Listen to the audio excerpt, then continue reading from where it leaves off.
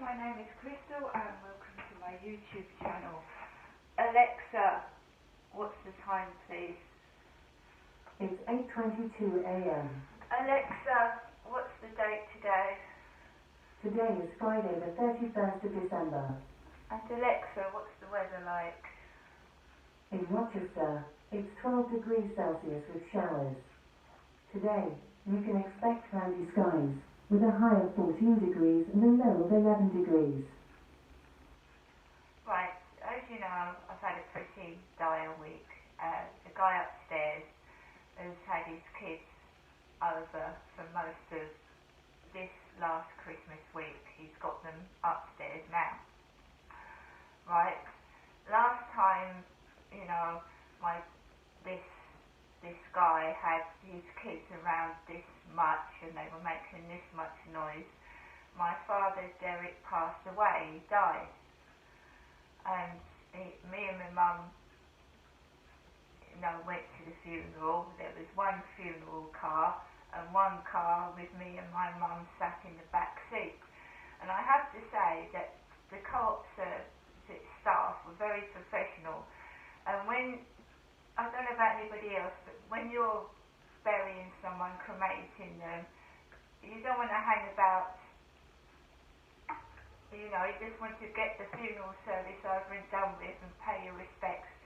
You don't hover around your house or flat or whatever talking to people and mucking about. You just want to go straight to the funeral service and that's it, and pay respects.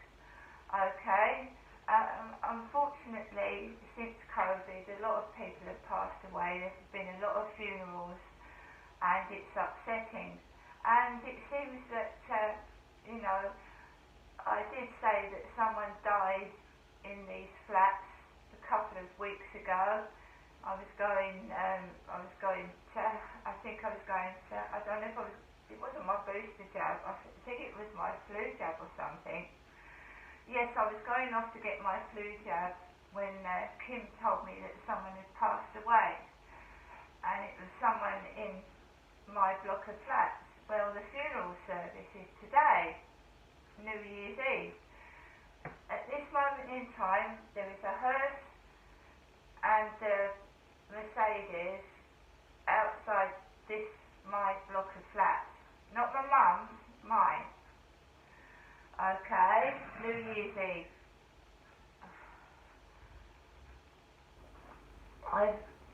You know, that's what it's like with COVID. Right? It's New Year's Eve. We're going to try and celebrate a new year, put the past behind us. New Year's resolutions stick firmly in my mind. And that is to stay positive and to try and not let things get me down like they have done this last year. My mum, Jennifer, phoned me last night, her daughter. I didn't answer the phone because she'd made a comment. She made a comment on her last phone call. She said she knocked on Sue and Barry's door when she couldn't get through to me on the phone, because my phone got lost, didn't it, and it was kindly returned. And she said, you know, it's the same thing that happened when your father died, right? But fortunately I answered the phone, didn't I? Now the person that died 2 weeks ago was a sister and a mum. So you've got mum flowers. Right, mum flowers in the hearse. She was a sister, mother, whatever. And that's what my mum had said to me yesterday. She went to knock on Sue and Barry's door. Sue didn't answer, and it was like the time my father passed away. So last night when she rang, I didn't answer the phone because sometimes what she says distresses me and upsets me, okay? So I walked Max in the dark with my torch, and then I came back and listened to the answer phone message. I already told you she told me to go and order a home delivery food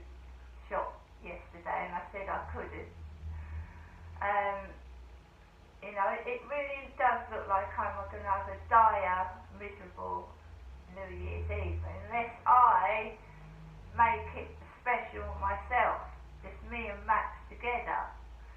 I did tell you someone spoilt my New Year's Eve last year by making out I was a prostitute and would I go to Strood, and basically they would pay me to look at my Wellington boots, my boots.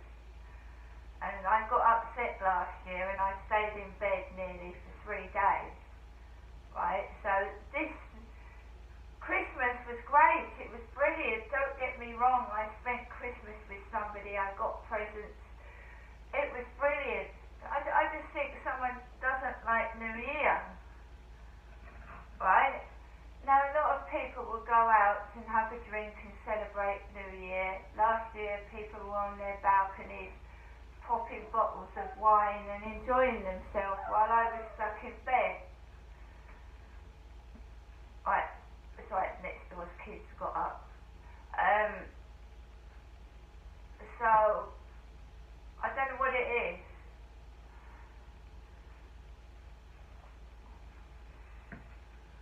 But my mother sounded well, she sounded happy last night, and she said she was going to call me. And so far there's not been a telephone call. Okay? It's wet, it's dull outside. I'm going to take Max out after the hearse is gone. The last thing people need when they're mourning and trying to put someone to rest is dogs barking past the hearse. And I have heard dog barking. So I am just waiting for this hearse to leave the flats, and then I can go outside and walk Max. Anyway, I'm going to have my cup of coffee. I'm going to get through the rest of my day. When I was going up to my mum's the other day, there was a hearse in front of the taxi. This is an everyday thing. A hearse is a vehicle, and people die every day. So, you know, when I was living in Stanley Road in Linden in Gloucestershire, I said in my diary, there's a hearse going down the road. I'm walking Tony in the pram and there's a hearse in front of me. I'm taking kids to school, there's a hearse in front of me. It's a vehicle, right? At the end of the day, it's a vehicle. At the end of the day, everybody dies, but there are people left, and we want to celebrate life as well. Okay? The rest of us want to celebrate life. We don't necessarily all the time want to be miserable, unhappy, cross and angry, okay? So guys, I am still here at the moment. I am going to do the best I can to make my New Year's Eve bearable. As you know, I got sent my Deadpool 2 DVD in the post last night, and now there's a hearse outside the building, right? I don't really know the people. I mean, I feel sorry for them. No one wants to lose anybody. I still miss my father Derek, who died in August. It's just a sad, difficult time. COVID has caused a lot of